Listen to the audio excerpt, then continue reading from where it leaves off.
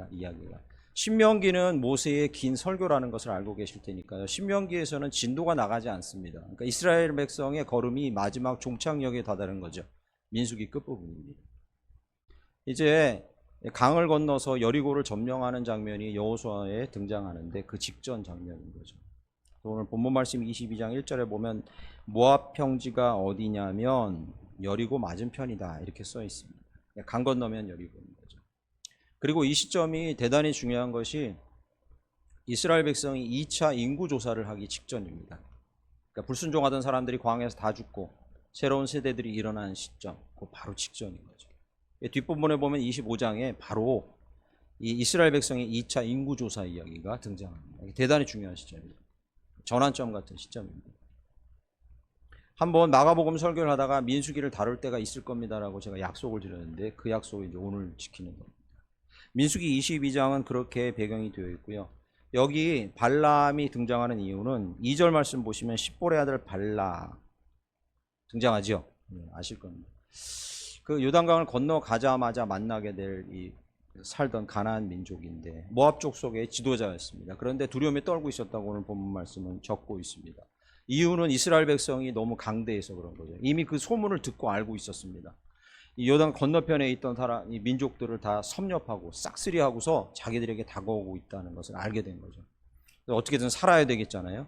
그래서 이스라엘 백성을 어떻게 물리칠까 하다가 소문을 듣게 된 것이죠. 그 이름이 발람이고 그는 6절 말씀 보시죠. 끝에 그대가 복을 비는 자는 복을 받고 저주하는 자는 저주를 받을 줄을 내가 알미라. 그 사람의 예언은 그대로 적중한다. 특히 그가 저주하는 자들은 절대 살아남을 수 없다는 소문을 듣고 그의 저주가 강력하다는 것을 듣고 그를 불러오기를 원한 거죠. 오늘 본문 말씀의 배경은 그렇습니다. 그런데 오늘 본문 말씀에서 발락이든 발람이든 두 사람에 대해서 이 이상은 배경 설명을 하지 않습니다. 사실 오늘 본문 말씀 22장부터 시작해서 24장까지의 이야기는 이들이 누구고 무슨 일을 했는지 관심이 없습니다. 아주 귀한 일반론 하나를 이야기하는 거죠. 발람에 대해서 소개하는 부분은 22장 6절이 다합니다. 그가 복과 저주에 등한 예언자였다는 거. 이거 말고는 소개하고 있지 않습니다. 그에게 관심이 없어요. 그를 통해서 다른 일반론을 말하고 싶은 겁니다. 오늘 이 시대를 사는 저희들에게까지 말씀하고 싶은 하나님의 말씀이 일반론으로 들어있는 거죠. 그걸 찾아보려는 겁니다. 오늘 본문 말씀을 읽으시면서 그냥 피상적으로 말씀을 쭉 통독을 여러 번 하신 분도 이 22장 12절부터 35절까지 이르는 발람의 이야기를 듣고 헷갈리신 분들이 많은 거예요. 이제 발람이 모압 왕 발람이 발람을 데려오라 하고 사람을 보내는데 4번이나 이야기가 바뀝니다. 발락의 청을 듣고 발람이 거기 가서 저주를 하러 갈지 말지에 대해서 4번이나 이야기가 바뀝니다. 12절 말씀 제가 한번 읽어보겠습니다. 하나님이 발람에게 이르시되 너는 그들과 함께 가지도 말고 가지 마. 발락이 너를 청해서 이스라엘을 저주하라 했어? 가지 마. 이렇게 얘기합니다. 아주 단호하죠. 20절로 가보시면 제가 읽어보겠습니다. 밤에 하나님이 발람에게 임하여 이르시되 그 사람들이 너를 부르러 왔거든 일어나 함께 가라. 이것도 단호한 말씀입니다. 일어나 함께 가. 33절로 가보겠습니다. 22장 33절. 나를 피하지 아니하였다면 내가 벌써 너를 죽이고 나귀는 살렸으리라. 가지 말라고 하신 거죠.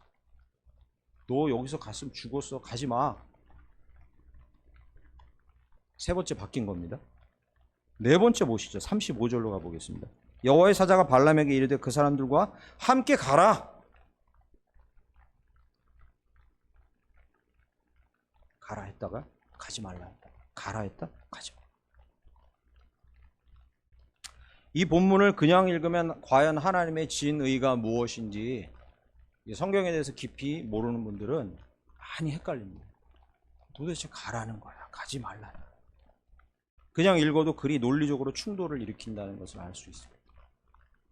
이 문제를 해결해야 민수기 22장부터 24장 문제를 제대로 해결할 수 있고, 그리고 여기서 지금 말씀드린 일반론, 제가 말씀드린 일반론 하나를 보석 같은 걸 찾아낼 수 있는 거죠. 이 문제를 해결해야 합니다.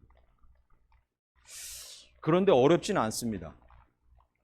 이게 아주 어려운 문제는 아니에요. 이 논리적인 충돌을 해결할 수 있는 아주 간단한 방법이 성경이 찾을 수 있습니다. 민수기 31장, 베드로후서 2장, 유다서 11절, 그리고 요한계시록 2장에는 발람을 언급하는데 어떻게 언급하냐면 탐욕과 이교주의와 부도덕의 상징으로 언급합니다. 발람 같은 놈, 발람 같은 놈, 발람 같은 놈 하면서 4번이나 아주 강력하게 발람을 지적합니다. 그 놈은 아주 속이 썩은 놈이야. 이교주의자고 겉으로는 예언자 같지만 하나님을 믿는 자 같지만 탐욕에 찌든 자고 부도덕한 자야 라고 아예 대놓고 얘기합니다. 성경에 4번. 그래서 오늘 본문 말씀에서 이게 가라 한 거야? 가지 말라 한 거야? 도대체 발람은 가고 싶은 거야? 가고 싶지 않은 거야? 성경을 찾아보면 발람이라는 단어를 검색어로 넣으시면 간단합니다. 대답은 나옵니다. 발람은 가고 싶었습니다. 정말 가고 싶었어요. 왜요? 돈 때문에. 정말 가고 싶었습니다. 또 하나 이유를 찾는다면 자기가 얼마나 위대한 선지자인지 그것을 자기가 다시 확인해 보고 싶은 거죠. 자기 말대로 되는지.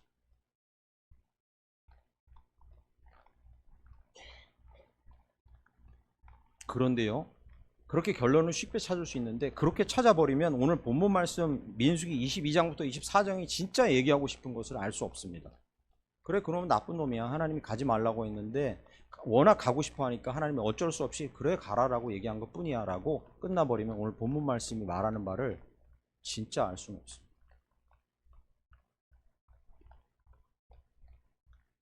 오늘 본문을 포함한 22장부터 24장이 진짜 말하고 싶은 건 하나님이 발람을 대하면서 그의 태도를 대하면서 반복되고 있는 단어를 사용하는데 그것에 집중하셔야 본문의 진짜 의도를 알 수 있습니다. 10번이나 반복. 읽으시면서 이걸 캐치하시는 분도 계실 겁니다. 10번이나 22장부터 24장까지 발람의 입을 통해 그리고 하나님의 입을 통해 10번이나 아주 진지하게 반복되는 말씀이 있습니다. 그리고 사실 하나님이 가지 말라 했다 가라 했다는 걸 반복하는 이 그 중간중간 중요한 부분마다 이 10번이나 반복되는 말 중에 아주 핵심적인 말을 그 중간에 심어줍니다. 그러면서 발람한테 내가 왜 가지 말라고 했는지 알았지? 라고 강조합니다. 찾아보겠습니다. 19절만 딱 확인해 보면 됩니다. 19절만 22장 8절 가보시죠. 발람이 그들에게 이르되 이 밤에 여기서 유숙하라. 그러니까 발람을 데리러 온 사람들한테 발람이 얘기합니다. 나 발락이 너희 보냈는지 아는데 잠깐만 오늘 하룻밤만 자. 그리고요 8절 여호와께서 내게 이르시는 대로 확인하셨습니까? 여호와께서 내게 이르시는 대로 너희에게 대답하리라. 확인하셨죠? 18절로 가보겠습니다. 발람이 발락의 신하들에게 대답하여 이르되 발락이 그 집에 가득한 은금을 내게 줄지라도 그 다음에요 내가 능히 여호와 내 하나님의 말씀을 어겨 덜하거나 더하지 못하겠노라. 확인하시죠? 네. 20절로 가보겠습니다. 계속 동일한 말이 반복됩니다. 밤에 하나님이 발람에게 임하여 이르시되 그 사람들이 너를 부르러 왔거든 일어나 함께 가라. 중요합니다. 그러나 내가 내게 이르는 말만 준행할지니라.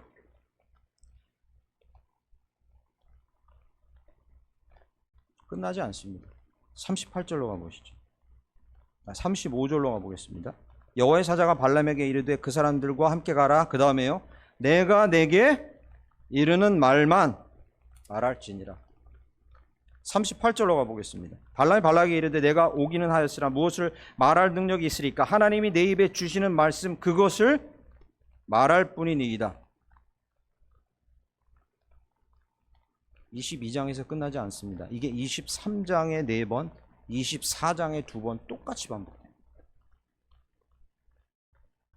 나는 하나님이 주신 말만 할 겁니다. 하나님은 발람에게 얘기합니다. 내가 너에게 주는 말만 하라. 왜 발람이 가고 싶어 한다는 마음을 알면서 하나님이 가지 마라, 가라, 가지 마라 했는지 그런 실갱이하는 과정에서 발람에게 혼란을 주려는 게 아니었습니다. 그래? 진짜 가고 싶어? 나는 보내기 싫은데 진짜 가고 싶으면 이걸 꼭 기억해. 가더라도 이걸 기억해. 뭐요? 내가 너에게 이르는 말만 해라. 문학적인 특징을 사용한 겁니다. 반복하면서 각인시켜주고 있는 거예요. 이 책을 읽고 있는 사람들에게, 모든 사람들에게 각인시켜주는 겁니다. 뭘요? 그분이 주시는 것으로만 우리는 할 수 있습니다. 그분이 주시는 것으로만 우리는 살 수 있습니다. 아멘입니까? 그분이 주시는 것으로만 우리는 우리의 문제를 해결할 수 있습니다. 그분이 주시는 것으로만 우리는 성경을 알 수 있고, 그분이 주시는 것으로만 그분이 원하시는 것을 할 수 있어요. 그것을 각인시켜 주는 거예요. 잊지 않도록, 절대로 잊지 않도록, 한순간도 그것을 잊지 않도록 각인시켜 주는 것입니다. 왜? 우리가 잘 잊으니까. 내가 가진 것으로 한다고 생각하니. 우리가 수도 없이 듣고 신앙생활하는 동안에 수십 년을 그렇게 신앙생활을 해도 계속 잊고 또 잊으니까 하나님은 그것을 각인시켜 주는 겁니다. 저주와 복이 주님께로부터 오는 줄 믿습니다. 그분이 취하시고 그분이 주시는 줄 믿습니다. 그분이 강하게도 하시고 약하게도 하시는 줄 믿습니다. 그분이 쌓아 올렸다가 한순간에 다 허무르기도 하시는 분인 줄 믿습니다. 그분이 심지어 죽이기도 하고 살리기도 하는 분인 줄 믿습니다. 보내기도 하고 멈추기도 하시고요. 그분이 다 하십니다. 절대로 이 사실을 잊지 말라고 발람에게 얘기하고 우리에게 얘기해 주고 계십니다. 요한복음은 너희는 포도나무 가지라, 너희는 세상의 소금이다, 빛이다, 이런 얘기 많이 하는데, 오늘 본문 말씀도 그래서 오늘 본문 말씀을 간단한 짧은 시간 동안 살펴보면서 저희가 기도 제목을 갖기를 원하는 것은요, 오늘 민수기 22장을 통해서 우리의 정체성을 확인해 주는 겁니다. 너는 내가 주는 것으로 하는 거니까 너는 나의 통로일 뿐이다. 할렐루야, 믿으십니까? 아멘. 우리의 정체성을 다시 확인합니다. 이 저녁에 기도하실 때 저와 여러분의 마음 가운데 다시 확인하실 것은, 나는 그저 주님의 모든 것이 흘러가는 통로입니다. 라는 고백으로 기도하기를 원하십니다. 그 고백 하나 붙들고 기도하기를 원하시는 줄 믿습니다. 우리는 관리할 뿐이고 전달할 뿐입니다. 우리는 소유하지 않습니다. 절대로 소유하지 않습니다. 그럴 수도 없습니다. 지금도 그 거실 저희 집 거실에 앉아서 아이들이랑 4시 가족 모임 같은 거 하면요, 무슨 이런저런 여자 셋이 얘기하다가 제가 뭐라고 토를 달면, 티야? 티 대문자 티야? 티야? 그런 얘기 자주 합니다. 티야? 티? 왜 말끝마다 그렇게 잔소리만 하냐고 저한테 그럽니다. 다정스러운 말 뭐 이런 거 안 하고 왜 그런 얘기만 하냐고 합니다. 사실 성격이 그렇게 됐는데 어떡합니까? 그죠? 내성적인 성격에다가 사람 앞에 서지 못해요.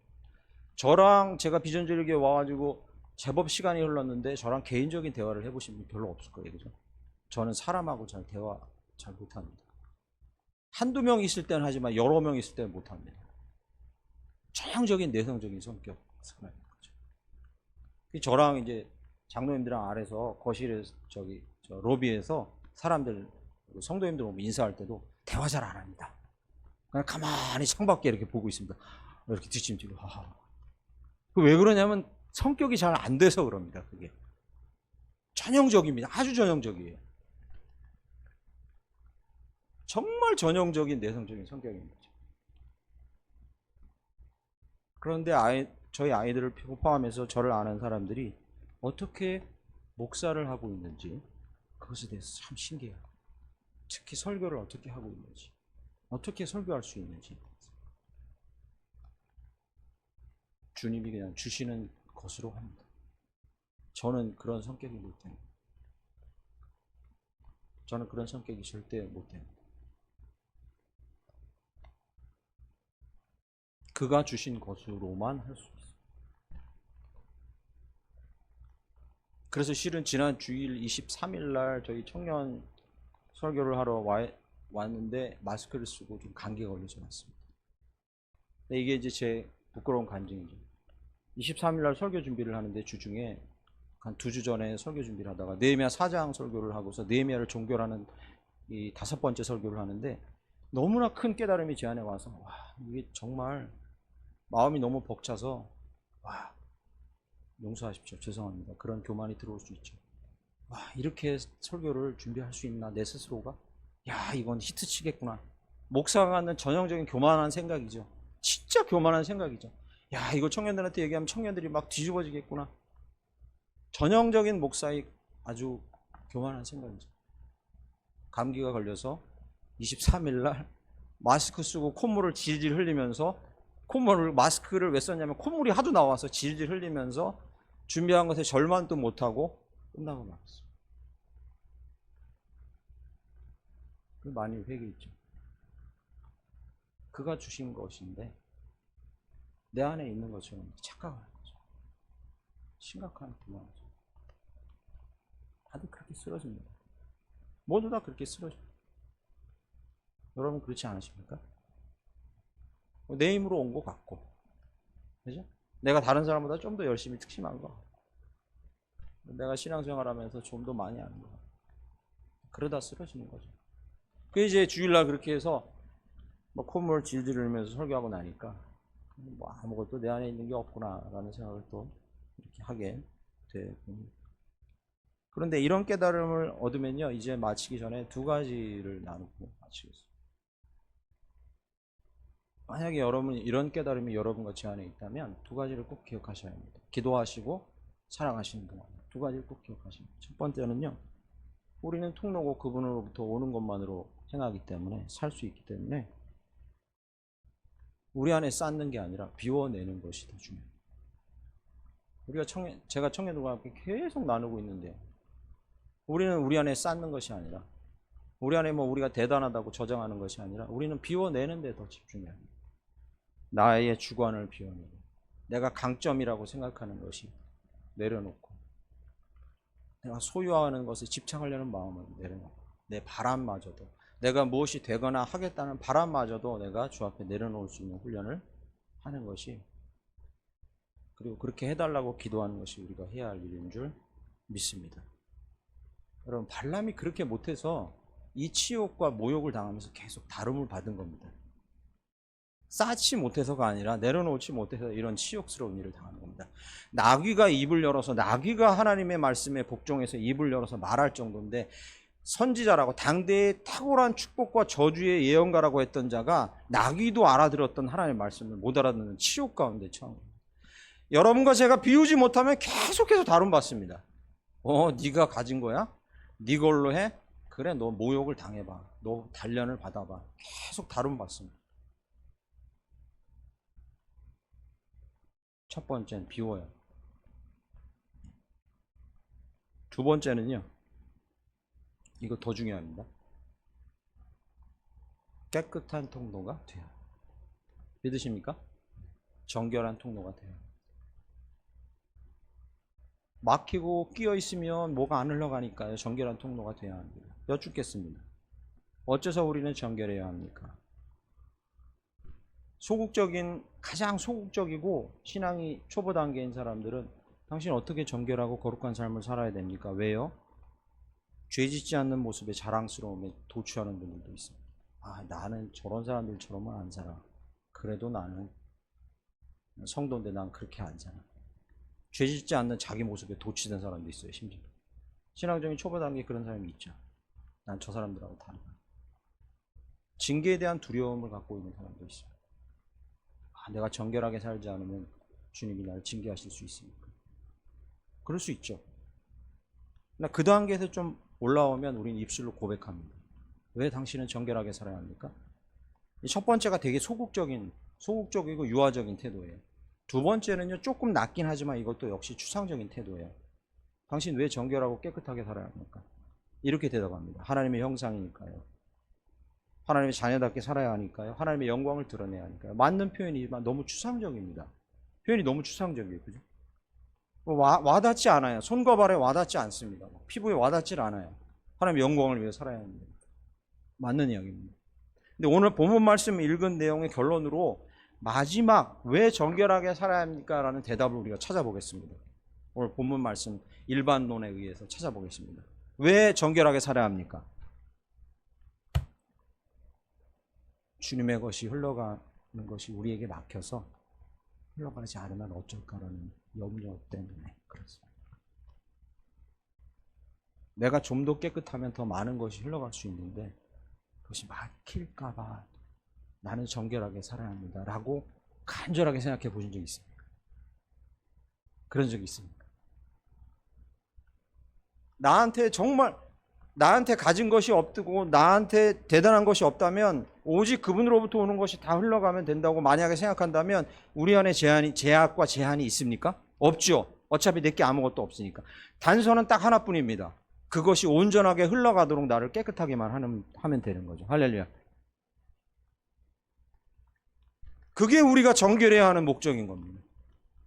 소극적인 건요, 두려워서, 다른 사람과 비교해서 우쭐해서, 좀 더 추상적인 건요, 그냥 하나님의 영광을 위해서. 그러나 구체적이고 적극적인 태도는 무엇이냐면, 혹시라도 나한테 막혀서 그것이 흘러가는 것이 막히면 어떨까? 이 밤에 그런 간절함으로 기도하시길 간절히 축원합니다.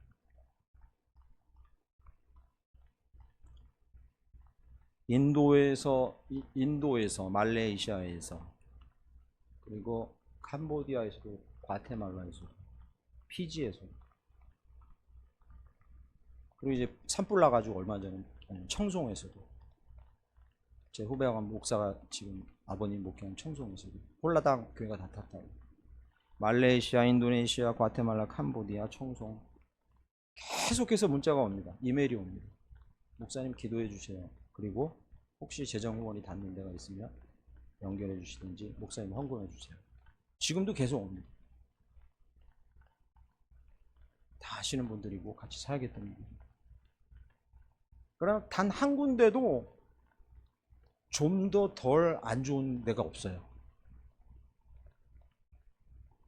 저희도 지금 이제 그 후원하는 데가 있고 하잖아요. 그죠? 개인적으로 후원도 하시고. 근데 제 마음에 안타까움이 하나 있는 거예요. 그게 뭐냐면요.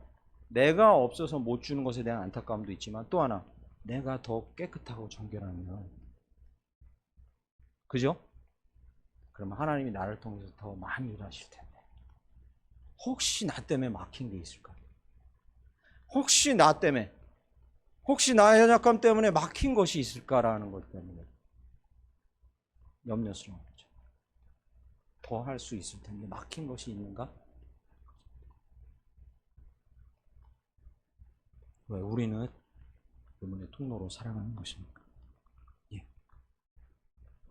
누가복음 3장 8절에서 예수님께서는 이렇게 말씀하십니다. 아브라함의 자손이라고 입만 열면 뻥끗하면 얘기하지 마. 그리고 이렇게 표현하십니다. 하나님이 능히 이 돌로도 아브라함 자손 되게 하셔. 이렇게 얘기하십니다. 이 말씀 들어보셨을 거예요. 그죠? 하도 아브라함의 자손이라 하니까 함부로 그런 얘기 하지 마. 하나님이 돌로도 아브라함 자손 되게 하셔. 이 아브라함 자손이라는 표현을 왜 썼습니까? 아브라함에게 주신 복이 그거니까요. 너를 통해서 복이 흘러갈 거야. 목사님, 그러면 제가 막혀가지고 저를 통해서 흘러가지 않으면 하나님은 일을 안 하세요? 어떻게 생각하십니까? 하십니다. 충분히 하십니다. 내가 아닌 다른 사람을 통해서, 내가 아닌 다른 교회를 통해서, 내가 아닌 다른 많은 사람을 통해서 하십니다.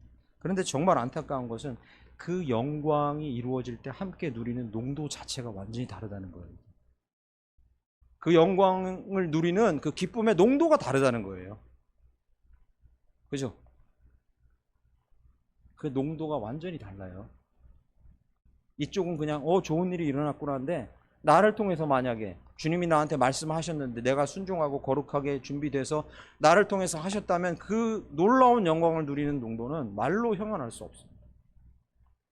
우리는 그 자리에 서고 그 자리에 서서 생활하기 위해서 직업을 갖는 것이고 믿음 생활하는 것이고 우리를 거룩하게 하는 것인 줄 믿습니다. 기도하겠습니다. 이 시간에 함께 기도하겠습니다. 오직 주께서 주신 것으로 살 수 있고 할 수 있다고 고백하게 해 주십시오. 내가 가진 것으로 할 수 있다고 생각하고 살아왔던 것을 회개하게 해 주십시오. 그리고 나를 비우고 정결케 하는 일에 오늘 이 시간 기도하고 집중할 수 있게 해주시고 우리 삶을 통해 집중할 수 있게 해주십시오. 나를 통해서 많은 것이 흘러갈 수 있게 해주시고 막히지 않게 해주시고 주님의 영광이 드러날 때 그 영광을 함께 거룩한 영광을 누리는 은혜를 저에게도 주십시오. 이렇게 기도했으면 좋겠습니다. 제가 기도하고 이어서 목사님 기도하시겠습니다. 기도하겠습니다.